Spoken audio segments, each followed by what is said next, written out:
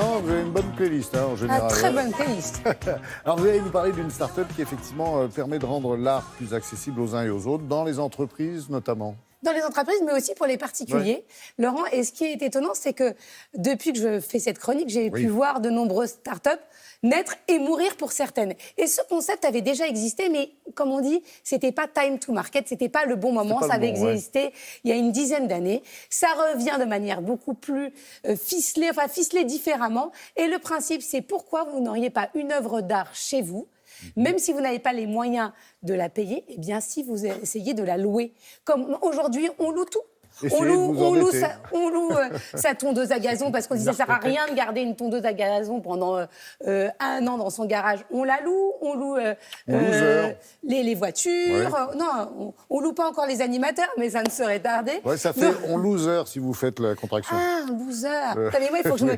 Vous savez, je n'ai pas été là, comme vous avez pu vous en apercevoir, pendant 15 jours. Et donc, vous m'avez manqué. Je n'ai pas été rodée pendant ces 15 jours. Ben, ça tombe bien, j'étais en vacances moi aussi. Alors, allons-y. Et donc, on revient tous les deux en pleine forme. Donc, on y va. Je suis allée rencontrer celui qui a créé cette start-up et aussi un client. La peinture en l'huile, c'est bien difficile, mais c'est bien plus beau, dali daladi adadi, que la peinture à l'eau. Est-ce que vous pouvez nous expliquer le concept d'Urban Capsule ? Le concept, c'est de rendre l'art accessible à travers une sélection d'artistes qu'on a fait en amont, chez qui on va se sourcer quelque part, on va acheter des œuvres en atelier en direct. Les clients viennent ici, font un choix, on a une solution de financement à leur proposer. On peut faire 12 mois, 24 mois, 36 mois, 48 mois. C'est du sur-mesure, on s'adapte à tous nos clients.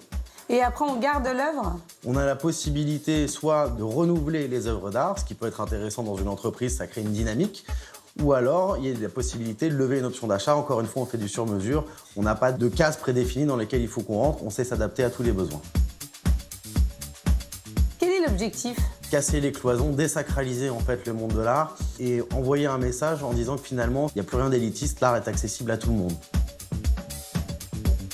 Antoine, bonjour. Alors vous êtes devenu collectionneur d'art, on peut dire, ou en tout cas vous avez pu avoir accès à l'art alors qu'avant c'était plus compliqué ? Je suis amateur d'art, de belles choses, de beaux tableaux, de belles peintures, de beaux objets. Et c'est vrai que jusqu'à présent, c'était un peu compliqué pour moi pour y accéder, notamment au travers du prix. Et dans cette solution, ce qui vous plaît, c'est le fait de pouvoir changer régulièrement d'œuvre, ou c'est de vous dire, à la fin, cette œuvre va peut-être m'appartenir, vous allez avoir envie de l'acheter ? Les deux, je pense qu'on verra avec le temps. C'est justement l'intérêt de la formule. C'est d'avoir le choix en fin de contrat, soit de reprendre une autre œuvre, si les goûts ont changé ou si je trouve mieux, ou soit d'acquérir cette œuvre.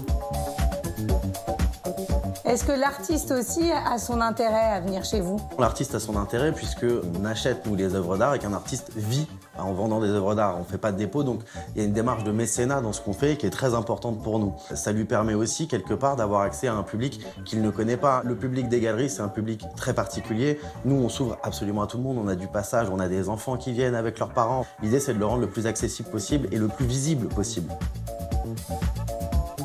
Et ce sont des artistes contemporains français ou c'est des artistes internationaux ? À 99%, on a des artistes français. On a la chance d'avoir des artistes formidables en France. Autant les mettre en avant. Des artistes français, donc c'est bien pour l'art contemporain. Vous voyez comme quoi l'art peut être accessible. On voit toutes ces manifestations dont on vous parle régulièrement, comme la FIAC dans Télématin. Mais vous aussi, vous pouvez y avoir accès, y compris par des petites éditions. Il y a plein de petites galeries en ligne. Regardez mon t-shirt, c'est une édition d'art. Il y a écrit « Le moustique qui se croyait peinard ». C'est l'artiste Gérald de Panigui.